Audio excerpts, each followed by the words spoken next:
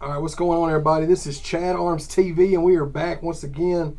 We got my homie we've been knowing each other since like 04. Yeah. My boy DJ Orig. What's up? What's up? My boy, man, from back in the day when we first started doing music. Me and my boy Pudgy, my boy Brandon E, and my boy The Truth.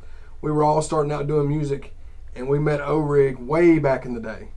And we've been cool since then. He's got a lot. He's been involved in a lot of things in the Nashville area for sure. So we're gonna catch up with him. He's gonna be the first of my producers. He doesn't just produce, but he does more than that. But he's gonna be the first of a series of interviews I'm gonna do with some producers as well. So glad you're doing this for me, man. Man, thanks for having me, bro. Yeah, man. So I guess we'll just get started like we normally do, man. How long have you been involved in the music, like in the music period? Music period, pretty much since 1995. Yeah, so OG in the game, Yeah, for yeah. sure. And is that when you got? Are you from here? Are you from Cali, right? Yeah, I'm from San Diego. Okay. Yeah, so I moved to Tennessee with my family when I was 13, and I was already, I was like into drawing and being creative and doing tagging and stuff like that. But when I moved to Tennessee, it was like a culture shock, new friends. Yeah. At one point, I remember seeing a movie that had DJing on it, and I was just like, man, I want to be a DJ, Yeah. It's like kind of reinventing myself, basically. Sure. In hindsight, looking back, out of boredom, wanted to get into something, and music kind of started for me through DJing. So that's okay. So you got into the music through the DJing aspect of it, and you said that was 1995 when you got into that. Yep. And then from there, how long was that in Cali in 95, or was you doing? No, it was here? yeah. So in Cali, I wasn't even doing any music. I was just Okay. like listening like anybody else. Right. It really wasn't until I moved here and kind of out of boredom, just went a different direction in my life. Yeah, for sure. But yeah. So it started out at DJing, and really, when I say DJing, really not DJing. I wasn't I didn't have two turntables. I had one turntable. It was pretty much the turntable that was like in my parents', boxes, when we moved, and what really started out. My brother, I've got three older brothers. They're much older than me, like by 10 plus years. Right. And I went to a pawn shop with my bro, and I was like browsing around, and I saw these vinyl records. It was like Crisscross and Cypress Hill, and I was like, what? This 95. Even then, I was thinking, I thought vinyl was already gone. We're onto this CD, New Frontier. Yeah. And my brother was like, hey, shoot, you want those? Because they were like 25 cents a piece. So he bought like pretty much all the hip hop vinyl for me, because I knew I had that record player. So I was like, man, I want to listen to these, And then from there, it went to me going wiki on the turntable a little bit, and then I had to learn on my own that like if I put like a piece of paper instead of the rubber pad that's on the turntable, then it could slide better. So like super just raw, like learning on my own, because I'm trial in and error, Shelbyville, Tennessee, with no other DJs around. Yeah. So that was like when you started in 95. Now, were you DJing up until a certain point to where you started doing other stuff? Do you want to talk about how you got into? When about that time, is that when you started getting into like the hip hop scene in this area, or? Well, so before even that, I was still just discovering DJing, and then at this point, at some point I was able to actually acquire two turntables and a mixer. It was like a DJ intermediate kit that you could buy off of Source magazine, like in the back classifieds. I remember those. Yeah. The page behind or in front of all the jewelry. Yeah.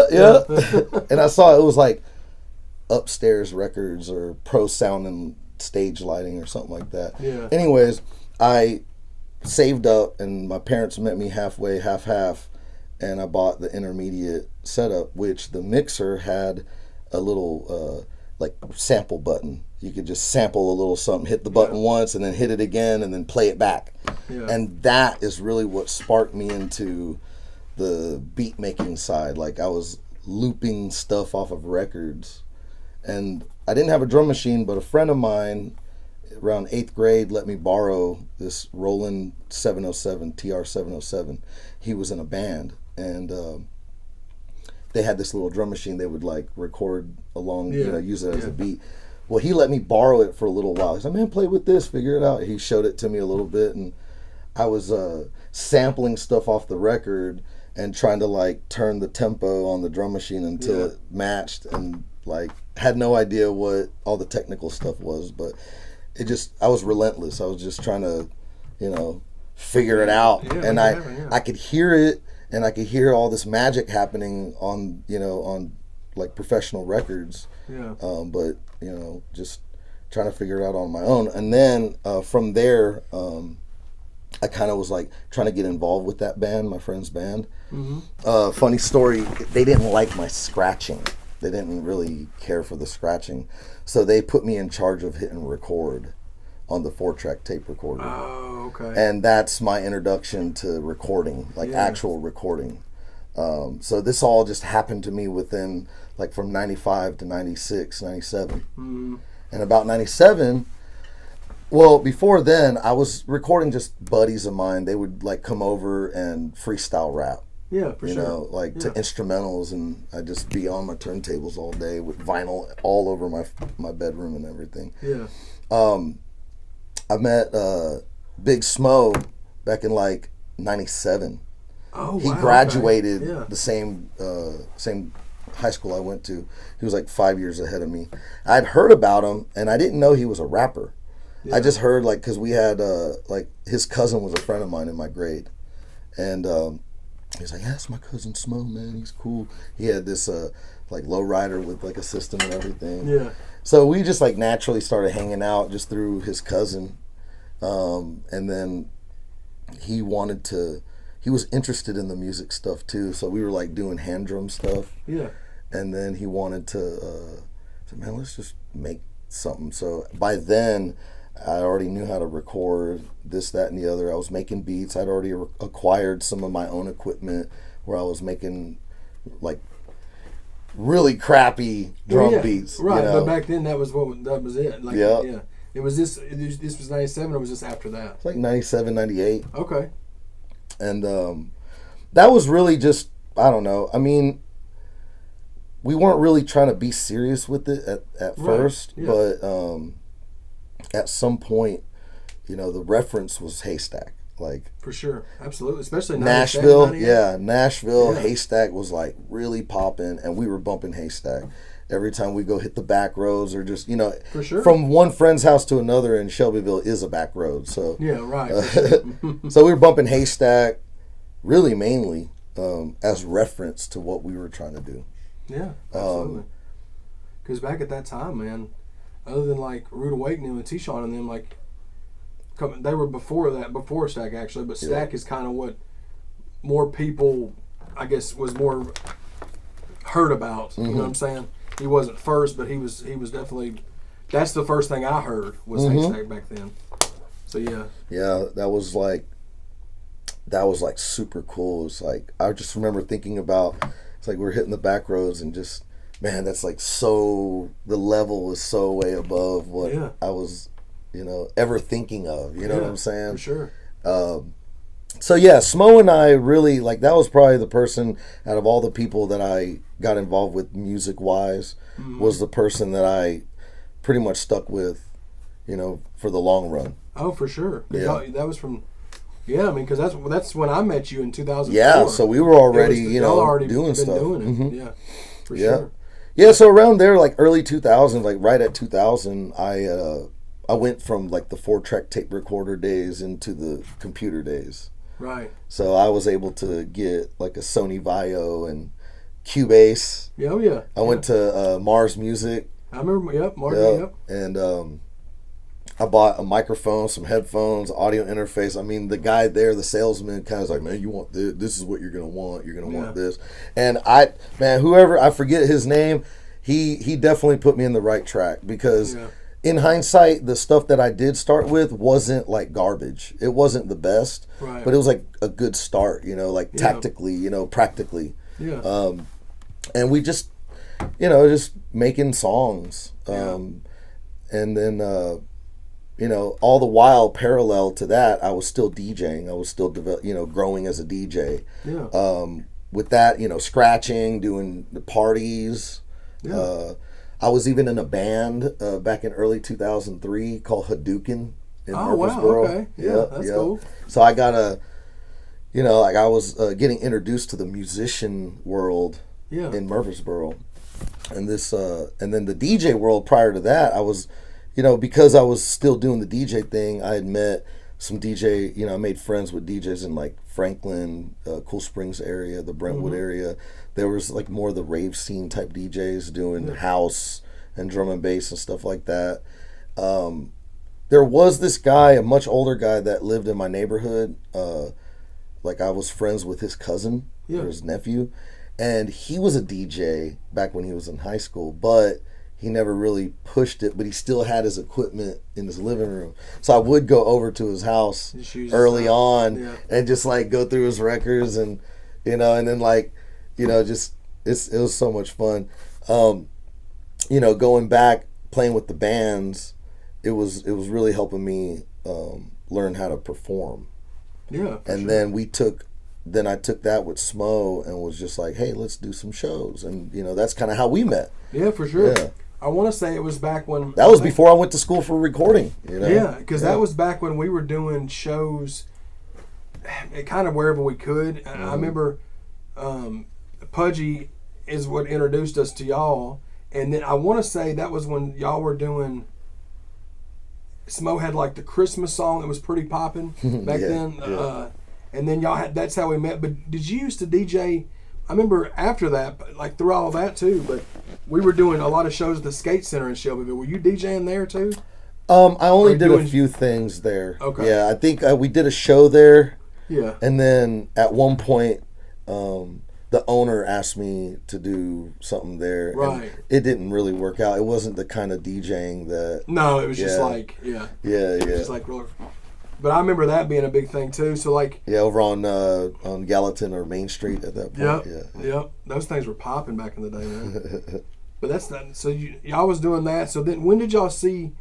When you and Smo was doing that, when did you start seeing it start to grow some like legs to it? I mean, I know y'all were doing it independently for years, but did you notice a certain time frame where it was like, all right, this is becoming something? Yeah. Well... A little bit before that, I did go to school. I went to school for audio engineering in 2005. So 10 years after me getting into DJing, I'm now, like, okay, it's I've been doing this. I've been, kind of developing for 10 years. I need to know how to do it right. And I went to school for it, at SAE in Nashville. Oh, hell yeah. Okay. And so at that point, I was learning all this stuff and then going back to... also, Smo and I made a little studio out at his house. Yeah. The kitchen, the country kitchen. Sure. Yeah. And with the help of his dad, he built like two little walls. You know what I'm talking about. You know what it looks like. Two little tiny rooms and very unideal. We didn't know, but we were still doing what we're doing. So I invested in some stuff, like I did, and I brought it out there. And Smo also put some money into some stuff. And monitors and another mixer, and just so happened the mixer that he bought was one of the mixers that we were learning how to use at SAE. Oh, so it just worked out. So I was able to like learn that one day and then go down to the studio to the kitchen and be like, okay, this is how we actually have to set it up, and I was able to practice, what I was learning. And so I was taking what I was learning and I was pretty much directly applying it to what we were doing. That worked out good, man. It just happened to work out. The one that y'all got is the one that she was studying. Yeah. That's cool. And so a little bit after that, fast forward, we meet you. We're doing shows and stuff like that. Things really started to pick up for me after I'd started looking for work after I'd gone to school. I was looking for work at some kind of studio. And all the studio managers or the supervisors that I was doing interviews with, they were all telling me the same thing. We're not hiring anybody fresh out of school. Yeah. I'm like, what? Like, what did I go to school for? You know, like, what's job placement department for? Yeah. Anyways, the reality was that nobody was hiring anybody fresh out of school because they didn't have the experience that you need in the music industry that you don't get from the school. Yep. But I did learn technically what to do. Right. Anyways, all the advice that they were all giving me was, you know what you got to do nowadays, you just got to find, like, you got to do your own thing or find a band or an artist to get behind and help make them sound, you know, whatever, the best that you can. Mm-hmm. and try to develop a name or something. You know, just basically got to create. For sure. They were pushing me to be an independent. Yeah. And so I took that advice, and naturally it went towards the Smo stuff, you know, the stuff that I did with Smo. Yeah. And it wasn't super serious at first until Smo started getting traction on his own as well, because I wasn't the only person that was like working with Smo. You know, even at that point, there was a Haystack. You know, Smo had met Haystack through hiring him to do a feature. That's how we got to meet him. Yeah. And so they linked up after that, and so I was doing some shows for Smo and Haystack, doing some like live shows and stuff like that. A little bit of everything, working on this, working on that. There was a beat that Haystack had emailed to Smo. It's like, man, try this out. You know, it might suit you, because we lived out in the country. So, you know, Haystack sent him some beat that kind of had a country twang to it. Yeah. And it was a John Connor beat. John Connor was actually sending these beats to Haystack. It's like, man, dude, I think this might be something worth, you know, checking out. But it wasn't really his style. Yeah. So he kind of shucked it off to Smo. Right. You know, and Smo, you know, like, we recorded that Kicking It in Tennessee. Oh, so that's how that came about. Okay. Dude, believe it or not, that beat, even like, you know, the main release, like, out there, purchase on iTunes, the original is like a emailed beat. You know what I'm saying? Like an MP3. It wasn't even the highest quality, but it just had this vibe to it, you know? For sure. And so Kicking It in Tennessee is what really started getting Smo the attention. Absolutely. Yeah. And then he called me one day. He's like, man, I got this album project I'm working on, American Made. And it had Kicking It in Tennessee on it. And he had met this guy named Charlie Bonnet.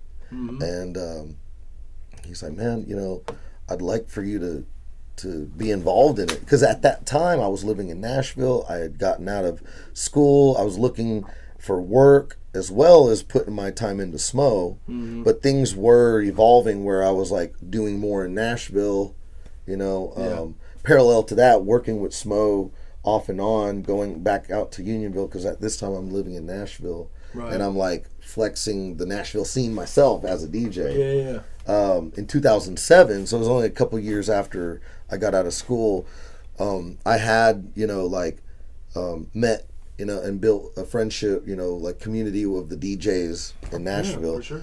And a couple friends and I made this monthly DJ event called Mashville.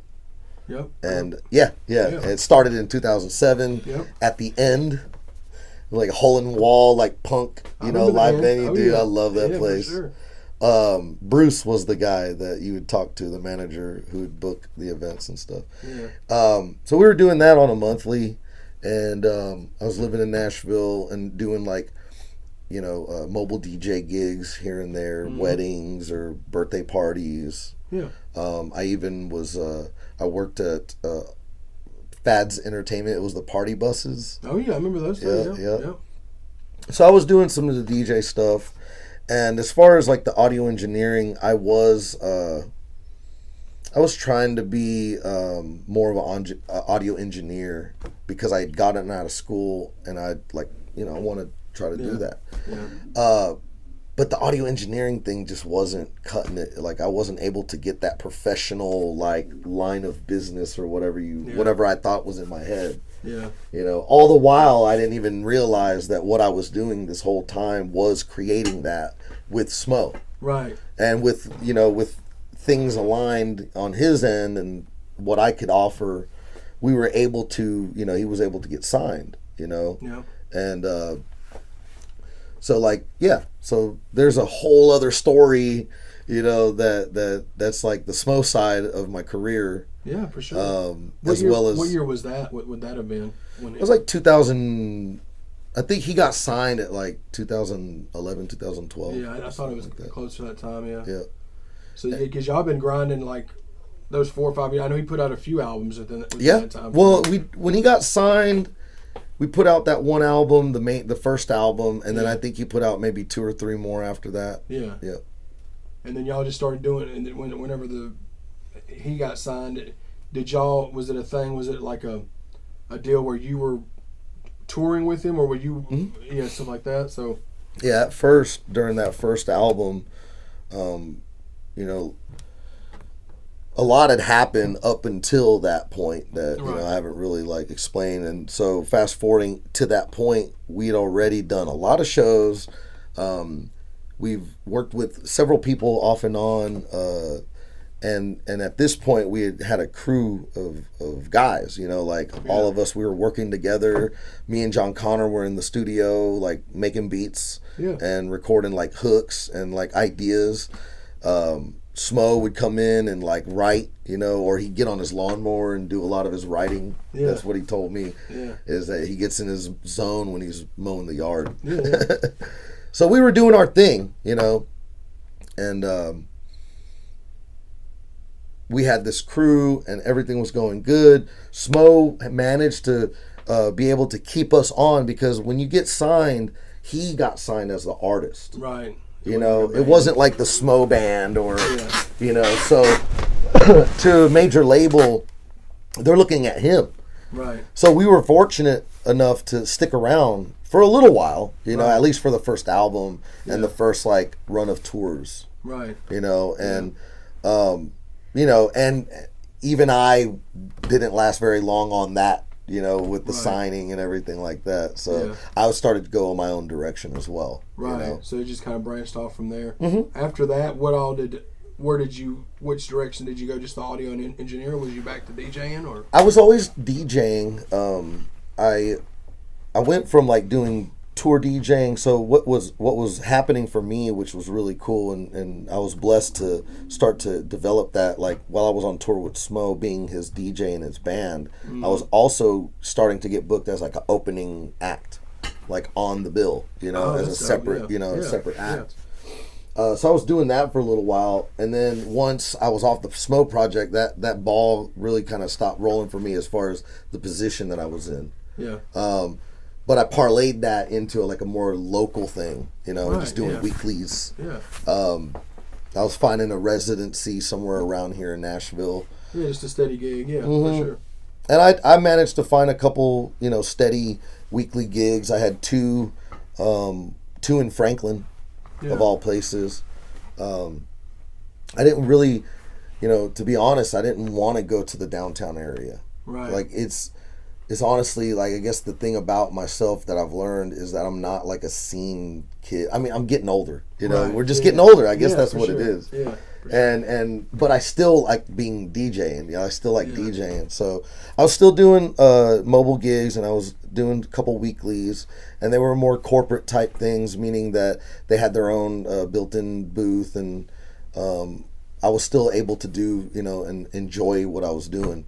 Yeah. I did go out on the road a little bit with Eye for an Eye with like D-Ray Stump.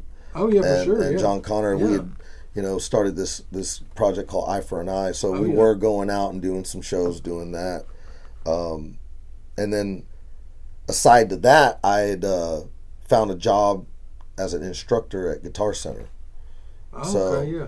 You know, that was like a way for me to just do part-time like teaching, because I was always at any point, I always had at least 1 or 2 people that would call me for like some kind of like crash course on this software, or hey, man, something's not right. My studio's like, I can't hear anything. I'm doing everything like I normally do, but for some reason I can't hear it. Yeah. Can you come over? How much would it cost for you to come over to fix it? Yeah. So I was doing like little technical work, like, and private lessons here and there. For sure. And Guitar Center just was like it was just like presented to me. You know, like somebody saw me DJing at a Cinco de Mayo event. Right. And they're like, hey, do you like teach that? I was like, yeah, I actually do. Do you need lessons or something? I actually work for Guitar Center in the lessons department. Yeah, so I'm the manager, and I need you. You know, so I applied and got the gig, and that was like 2000. What? By this time, you know, out of the Smo project, it's like 2015 that I was out of there, and then maybe a year after that is when I started. 2016, I started at Guitar Center, just doing that on the part time, and I still do it. I love it. I get to, and now I'm doing like Zoom lessons and stuff like that. But, I'm sure, especially if it's something you love to do, you know. Mm-hmm. Yeah. So, and you've worked. Another thing about you too, that I mean, you've spoken on a few people that you've worked with. I mean, you've worked with a lot of different artists, like especially in the hip hop genre, that a lot of people may not even know about. Or do you want to kind of go over some of the stuff you've done with those? Yeah. I mean, you know, other than Smo, I've had a chance to work with a lot of other like local artists. Like actually, what I've been doing really recently within the past few years is more serious stuff. I've been working with my friend Big Root.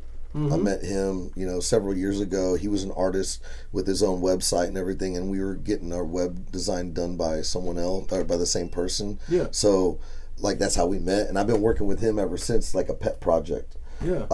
I've worked with, let's see, I've gotten to co-write with a lot of different songwriters. That's awesome. Because of the Smo project. Yeah. I was able to, when I moved to Nashville, I stayed in touch with some of the songwriters, and was this Brandon Kinney? He was a songwriter. He's written for Willie Nelson and stuff like that in the country music. Yeah. And I tried to do the co-write thing and try to keep that going. Naturally I'm a hip hop guy, so the country thing really wasn't like, doing super well at that time for me. It wasn't in it. It's just not your passion. Yeah. Right. And then, working with D-Ray and John Connor, I got to work with like Bubba Sparks. Yeah, for sure. And then I met a guy, Greg Perkins, who's worked with like, Rascal Flatts and Jamie Johnson and stuff like that. And as a matter of fact, working with Greg Perkins, I was able to, when I ended up, so I was working still on the Big Smo project, and I had worked on the side doing a bunch of other stuff. Yeah. And that's how I met Greg Perkins at a studio in East Nashville. We worked there for a few days, just working on like building tracks and working with some artists on MTV. Bluefoot, he was a cast member of some MTV reality TV show, and he was being managed for and doing the music thing, and we did some like production for him. For his first EP. Yeah. So I was involved in that, Yeah. And I also did a lot of scratching for a lot of different stuff. Yeah. Like I've done scratching for Yellow Wolf, and I've done some scratching for, like a lot of the Eye for an Eye stuff. And that's a lot of artists at it, like in Texas and stuff like that. Just like independent, like, what do you want to say, like redneck rapping or, country rap. Yeah, whatever. I've definitely been able to contribute my talent as a scratcher in a lot of these, like songs. For sure. And then you said you've linked up with recently. Well, I don't know how recent, but with Cliffy D. And Cliffy. Yeah, Cliffy and I have been friends. We've known of each other because we had mutual friends, and it was like, I don't know, maybe 6-7 years ago that we actually like met and were working together on the same show. Yeah. And then from there we stayed in touch and stuff like that. And Cliffy's, I'll just give you an example in context with that. Cliffy started to DJ for Alex King on a tour, and in the middle of that tour he ended up DJing for Jelly Roll for a little while. Yeah. And then after that tour, Ryan Upchurch hired him and his friend, the drummer Kid, Jason. And I've actually known Jason for a while because of the Murfreesboro scene that I was in early 2000s. Like it all kind of comes around. Yeah. And so he started working with, that was like 5 years ago. He started working with Upchurch, and and then from there, one thing led to another. Cliffy D wanted me to do some scratching on their tracks, and some of them stuck, some of them didn't. Yeah. But that was my like introduction to like working with Upchurch. Yeah. And then from there, Cliffy had a project that he wanted to work on, so I was helping produce that project. And then from there, we were just like, it was a while. Like, we wanted Upchurch to come by and at least check out the studio. He's like, man, I just wish Upchurch come check this place out. It's so cool. Yeah. And then finally, he's like, hey, I'm coming by. I'm like, oh, shoot. Okay, I get to meet him. Because I ain't never met him, all this time. I know Upchurch kind of made his rounds in the local, like, Nashville area, and I just never crossed paths with him. Right. And I finally did, and he wanted to hear some beats. So I played some beats, and he liked some beats, and I also I make beats with friends and stuff like that. So he liked, one of my friends, Driz, like, we made a beat together. It was like a demo beat, just making beats, and he liked it. So we remade it, or he had it remade, in a way, and and then we put out our first single. It was like happened like really fast, It was like how. I went from working with labels and things happening for taking years and stuff like that, hurry up and wait, to like kind of naturally making a beat and kind of going back to the good old days of just like make a beat right, lay it down, in the booth, and then the only difference is just like now we're putting it out on independent platform, which is no different than big label platforms, Yeah. So, which single was that you're talking about that you and Driz co-produced? The beat to Cashville Stomp. Oh, so y'all co-produced that one with him and Buck. Yeah. Yeah, man, that's awesome. Yeah. And then you said you were working. Was you working with him on another song too that's recent? Yeah, No VIP featuring Sarah Ross. Yeah. So you helped produce the record? Yeah. That's awesome, man. Yeah, like recorded it here. Recorded the vocals, mixed it, and mastered. So yeah, like all this time I've been working on just engineering. So going back to my engineering, kind of getting more serious with the engineering. Greg Perkins, I had mentioned earlier, he called me out of the blue, and I was just like living in Nashville, doing some DJ weekends, and then working part-time doing this, and trying to get back into the actual recording engineering side. Greg calls me out of the blue. He's like, hey man, this is Greg Perkins. He left me a message, and he was like, I don't know if you remember me, but you came to my studio a couple years ago in East Nashville. Well, I relocated. I'm in a different studio, and I can actually use your help. Maybe I can help you out. Give me a call back. So I called him. He told me his new situation at the studio where we're sitting now, but this was like 6 years ago. He called me, and I came over here to kind of like meet with him and see what was going on. He told me he's got a studio set up here, but he's been real busy tour bus driving. That was picking up for him because he's a fiddle player. He plays all kinds of instruments. He's worked with a lot of like, live band stuff. He even worked with Colt Ford and them, with Average Joe's, early on. Yeah. But tour bus driving was actually something that, I guess he really liked and enjoyed, and it was like, something that was keeping him busy, and that allowed me to really step to the plate of taking care of the studio and just being his engineer. And whenever he came back and he wanted to do something, I would be his guy. Yeah, for sure. Well, that works out for both of you, I guess. If you get to do what he wants and you get to do that, and that kind of sets it up to what you're working on now, and that's PhatHead's solo project, man, Music Child. You want to kind of get into that a little bit? Yeah, man.